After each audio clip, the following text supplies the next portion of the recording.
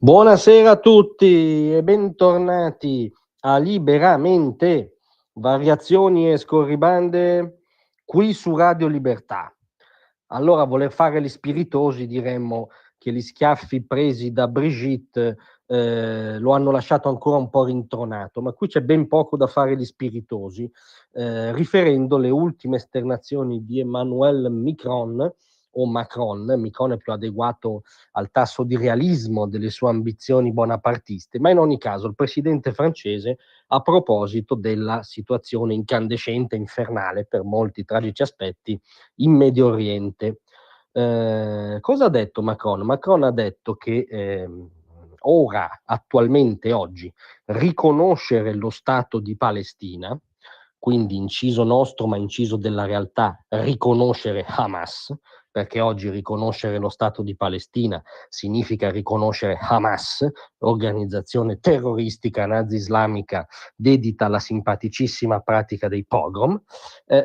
Secondo Macron non è semplicemente, ha detto lui, un dovere morale, quindi lo è anche ovviamente, lo diamo per scontato, ma anche un'esigenza politica.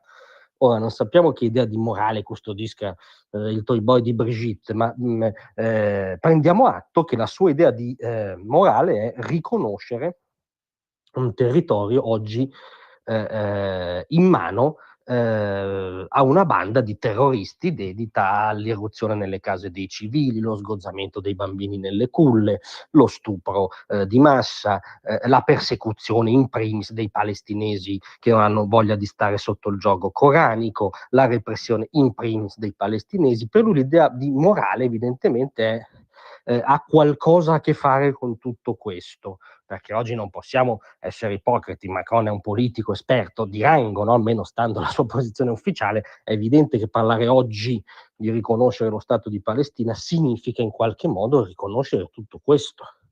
Ma non solo, dice lui, anche un'esigenza politica, addirittura, e qui sta proprio la legge, perché se fino a qui si poteva ipocritamente stare nella distinzione tra Hamas e Stato palestinese, se parliamo di esigenza politica, l'attore politico che oggi governa anche politicamente, anche col terrorismo, anche politicamente la striscia di Gaza, è Hamas.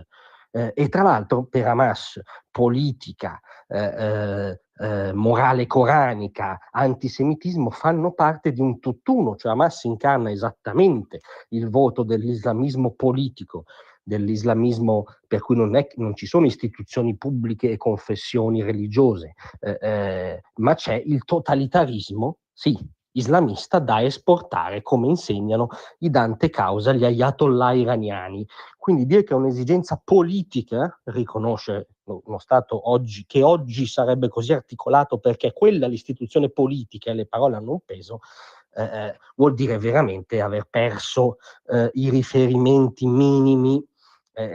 Poi la cosa bella è che ovviamente invece non nomina mai Hamas per fare anche un distinguo rispetto a questa esigenza politica, ma dice che bisognerà imbastire una risposta collettiva all'altezza se Israele non risolverà la drammatica crisi umanitaria dovuta ad Hamas. Manca sempre questa postilla, ne abbiamo parlato stamattina nel nostro dialogo con Claudio Velardi.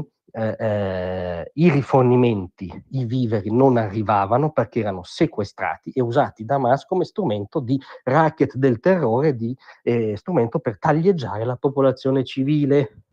Da quando entrano a fatica, a singhiozzo e pochi purtroppo, ma questi rifornimenti di un'ONG statunitense, l'approccio di Hamas è stato minacciare i civili che si riforniscono con quegli aiuti. Tutto questo nella narrazione di Macron scompare e c'è a suo giudizio l'Occidente, perché Macron parla sempre a nome dell'Occidente, perché, come dire, come è noto, lui è convinto che la Francia imperiale possa soppiantare l'America come leader delle nazioni occidentali, no? Per dire il tasso di lucidità. L'Occidente deve battere un colpo per lui sempre e solo su Israele.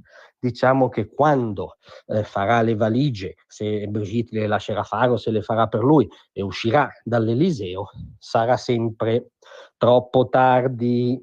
Grazie a tutti, a presto.